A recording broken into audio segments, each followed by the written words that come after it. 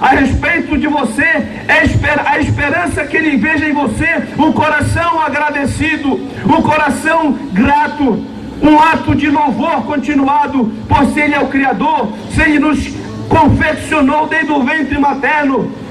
No nosso coração tem que ser agradecido a Ele, não a nós, mas ao Teu nome da glória. Esse Deus tremendo, imenso, fora de rota, que não pode ser colocado numa garrafa. Num dado momento, Salomão, fazendo uma oração, ele chegou à seguinte exultação: nem o céu dos céus podem te conter. É esse Deus tremendo, fora de rota, incomparável, que criou a sua vida. É a Ele que tem que ser dado todo o seu sentimento de gratidão. É a Ele que tem que ser dado o seu louvor. Não a coisas inanimadas, não a vultos do passado, não a ícones da era presente. É tão somente ao Senhor Deus Altíssimo e Todo-Poderoso. Mas em lugar disso, o que as pessoas fazem é ter pensamentos sem sentidos.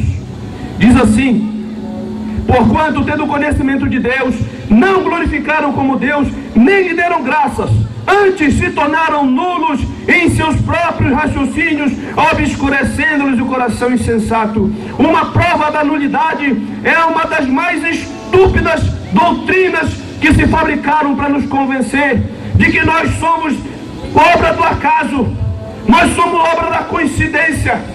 De repente os aminoácidos se fizeram, de repente houve umas moléculas maiores que se juntaram a outras, vieram os procariontes, as bactérias sem núcleo propriamente definido, e depois as bactérias começaram a se multiplicar, se transformou no primeiro ser vivente, e aí foi progredindo, e disseram, chegaram ao ponto de interpretar de que nós viemos do macaco.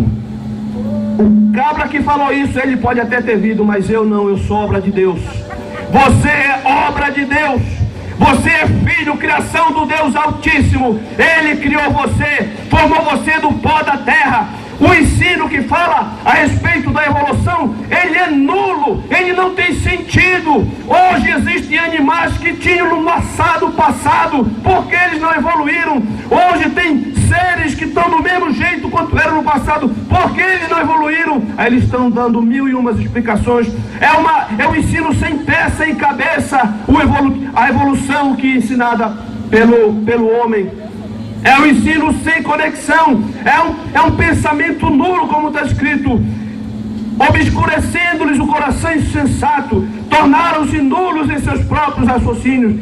Tem o conhecimento de Deus, vê a natureza, mas chega à conclusão de que ele é obra do acaso. Glórias a Deus, louvado seja o nome do Senhor Deus Altíssimo. O versículo 22, ele fala algo que nos chama a atenção. As pessoas que se acham inteligentes são geralmente os que se acham, porque tem pessoas que realmente são inteligentes e servem a Deus com essa inteligência, mas tem aqueles que se acham inteligentes e chegam à conclusão de que não há Deus, não existe Deus. Deus não existe, é uma concepção, é um jeito de manter as pessoas atemorizadas, é um jeito dos nicolaítas, dos dominadores do povo fazerem as suas bases. Tem pessoas que chegam a essa conclusão de que não há Deus e se acham demais inteligentes. Tem toga daqui, tem canudo dali, tem elevados graus, mas não para dar glórias a Deus, não para ser agradecida a Deus. Se acham acima das comparações, tem a sua justiça própria. Existem pessoas que pensam que já são justificadas pelo simples fato dela não beber, não fumar, não matar. Tem gente que se acha, mas eu quero lembrar a você, preste atenção, você que se acha, você que entende que já está do bom tamanho a vida que você leva, você que entende que não precisa mudar nada, que você já está o santarrão do paroco do tipo para ir para o céu. Preste atenção, o livro do profeta Isaías, o profeta Isaías, num dado momento, ele pregava e dizia assim: meu Deus, nós pecamos tanto e havemos de ser salvos? Depois dessa reflexão, ele chega à seguinte conclusão, uma sincera conclusão de um profeta do Senhor. Ele diz: mas todos nós somos como o imundo, e todas as nossas justiças como pessoas que se sentem auto-justificadas, que não se interpretam que precisam da misericórdia de Deus, que não se observam precisando do sacrifício expiatório do Senhor Jesus. Todos nós somos como o imundo, e todas as nossas justiças é trapo da imundícia. Não há aquele que possa se auto-justificar. Nós dependemos da salvação de Deus, nós dependemos das misericórdias do Senhor Deus, e as misericórdias de Deus são a causa de nós não sermos consumidos. Aleluia! Louvado seja o Deus Altíssimo, não o santo do pau oco, mas o Senhor Deus Altíssimo, Criador do céu e da terra, aquele que faz ribombar o trovão e a terra treme debaixo dos nossos pés. Ele sim, louvado seja o nome dele. Glórias a Deus. Aleluia. O versículo 23, ele começa a mostrar o resultado dessa disposição mental. O versículo 23 começa a entrar numa situação complicada para todo pregador da era presente. O versículo 23, ele começa a transitar numa coisa difícil de falar, e que a maioria dos pregadores tremem na hora de falar esse versículo. Observe que o Senhor Deus faz uma lista do procedimento humano, e a partir do versículo 23, ele redireciona o porquê de determinadas situações presentes atualmente, e ele diz: olha, por causa disso está acontecendo este e este outro evento. Versículo 23: e mudaram a glória do Deus incorruptível em semelhança da imagem de homem corruptível, bem como de aves, quadrúpedes e répteis. O que é isso? Em vez de adorar o Senhor Deus Todo-Poderoso, em vez de adorar aquele que nem o céu dos céus podem conter, qual é a conclusão que o homem que se acha inteligente, que o homem que se acha justificado chega? Ele começa a adorar a criatura no lugar do Criador. Ele começa a devotar o sentimento dele, que é exclusivo de Deus. Ele começa a venerar coisas que era para venerar totalmente o Senhor Deus Altíssimo. E eles começam mudando a glória de Deus incorruptível na semelhança da imagem de homem corruptível. O que é isso? É uma coisa chamada de idolatria. Quando você coloca uma estátua diante de você e diz: a estátua, me salva, estátua. Isso é a idolatria, é mudar a imagem do Deus incorruptível na semelhança de imagem de homem corruptível. Só isso? Não, a coisa é mais grave. Se fosse só uma estátua de homem, vai ele.